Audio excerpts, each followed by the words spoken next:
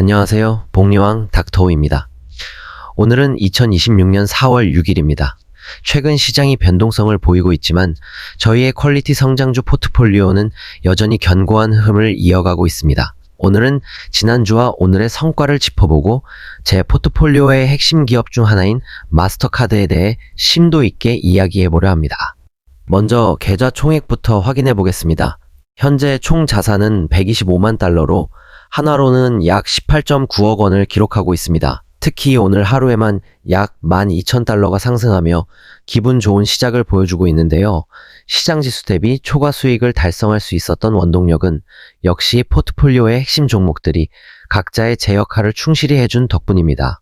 주요 종목들을 살펴보면 현재 구글이 약 20.3%의 비중으로 든든한 수익을 안겨주고 있습니다. 또한 34%의 비중을 차지하는 빅스는 무려 325%가 넘는 경이로운 수익률을 기록하며 전체 포트폴리오의 성장을 강력하게 견인하고 있습니다. 반면 최근 조정을 겪고 있는 마이크로소프트, 메타, 마스터카드 같은 종목들은 현재 마이너스 수익률을 기록 중입니다. 하지만 퀄리티 성장주 투자자에게 이러한 조정은 오히려 우량한 비즈니스를 저렴하게 매수할 수 있는 축복 같은 기회입니다. 지난 몇 주간 메타와 마이크로소프트의 투자 매력도를 다뤘다면 이번 주는 마스터카드를 집중적으로 분석해 보겠습니다. 이번 주에도 저는 공포에 사라는 원칙을 실천했습니다. 다만 저저번 주만큼의 급격한 하락장은 아니었기에 저번 주 월요일에만 집중적으로 매수를 진행했습니다. 그 이후 시장이 반등하며 상승세를 이어갔기 때문에 추가 매수는 하지 않았습니다. 지난 3월 30일에는 약 1만 달러 규모의 주식을 매수했습니다.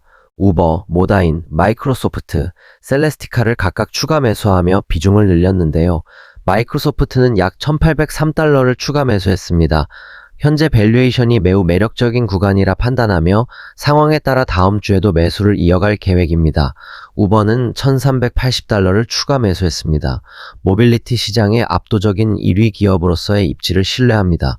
모다이는 3,408달러를 매수했습니다. 데이터 센터 냉각 이슈와 맞물려 강력한 성장이 기대되는 종목입니다. 그리고 마지막으로 셀레스티카는 3,107달러를 추가 매수했습니다. 모다인과 마찬가지로 데이터 센터 확장 수혜주이며 최근 12%의 수익률을 보이며 좋은 흐름을 타고 있습니다. 이 기업들은 모두 강력한 현금 흐름과 확실한 시장 지배력을 갖춘 전형적인 퀄리티 성장주입니다.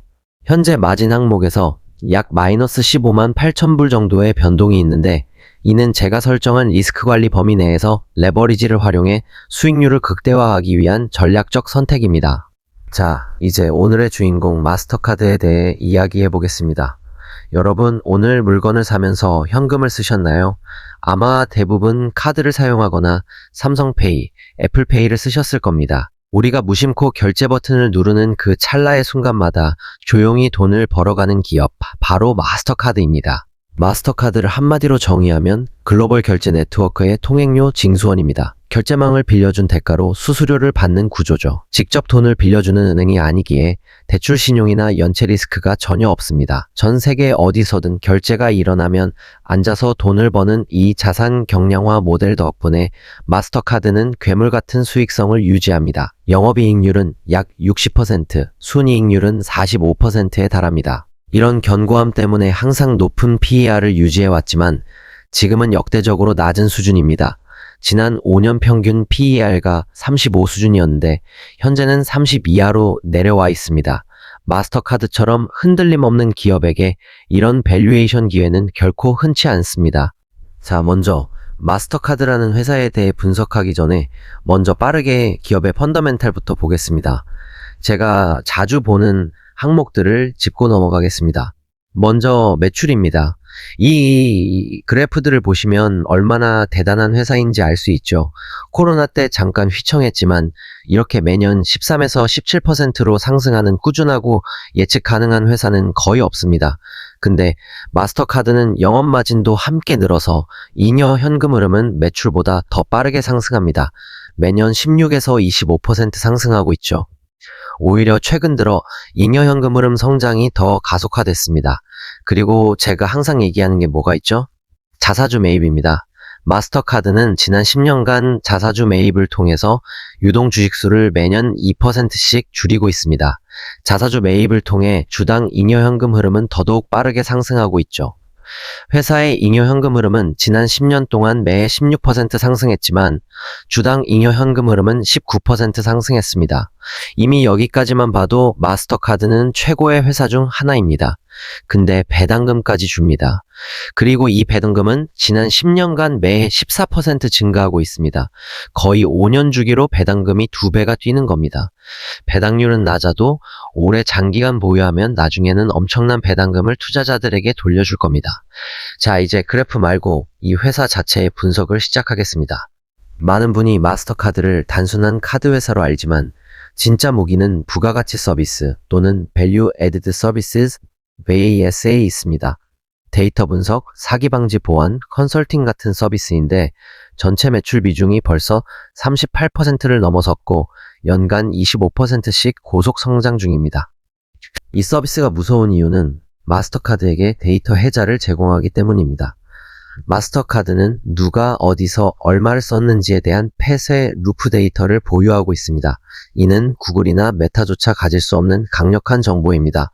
실제로 스타벅스나 월마트 같은 대기업들은 매장 위치를 정할 때 마스터카드의 소비 데이터를 구매에 활용하며 전 세계 45개국 정부도 마스터카드의 디지털 보안 시스템을 사용합니다. 경기 변동에도 흔들리지 않는 강력한 제2의 성장 동력을 확보한 셈입니다. 물론 리스크도 존재합니다. 정부의 수수료 규제나 핀테크와의 경쟁이죠. 최근 트럼프 대통령이 언급한 신용카드 금리 상한 10% 정책으로 주가가 하락하기도 했습니다. 하지만 이는 마스터카드의 구조를 오해해서 생긴 현상입니다. 마스터카드는 이자 수익을 취하는 구조가 아니며 현실적으로 경제에 막대한 타격을 줄 수 있는 이 정책이 통과될 가능성도 매우 낮습니다. 또한 인도의 UPI, 브라질의 PIX나 미국의 FedNow 같은 정부 주도 결제 시스템이 위협이 될 거라는 시각도 있지만 저는 공포가 과장되었다고 봅니다.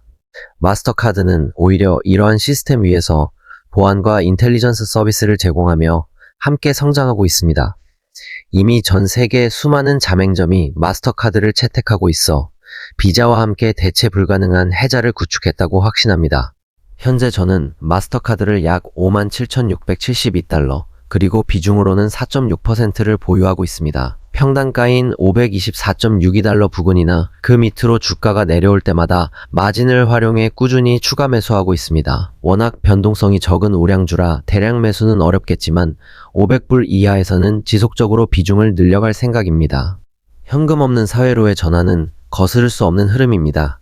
전 세계 결제의 길목을 지키고 있는 마스터카드는 여러분의 포트폴리오에도 충분히 검토해볼 가치가 있는 기업입니다. 그리고 시장의 소음에 흔들리지 마세요. 결국 주가는 기업의 이익과 현금 흐름을 따라가게 되어 있습니다.